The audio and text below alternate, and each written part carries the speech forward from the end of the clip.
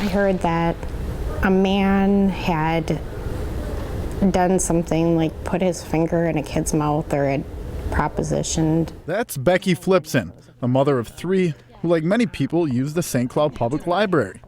Yeah, all boys, all 3 boys. So.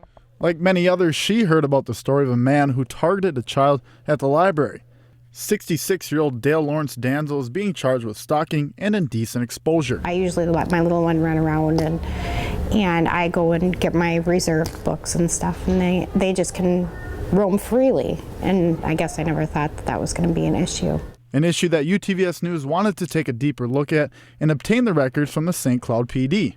Things that were on the list were calls about someone drunk, stealing property, suspicious activity, a trespasser, and verbal disputes. We are a community institution. We want to make sure the community is safe.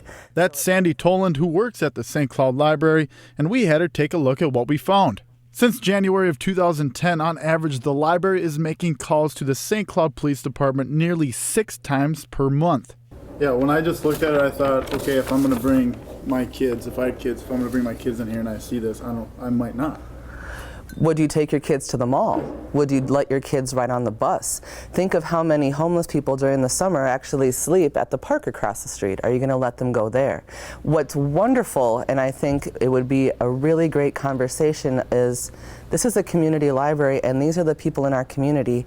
What can we do to lift them up as opposed to disparage them? So to create more conversation, we headed over to City Hall to talk to the mayor himself and show him what we found. Yeah. Well, the intoxicated person, again, in that case, making sure, again, if somebody that happens once, you see the number, 57 complaints, and it might be the same person several times. In my opinion, that one time would be it.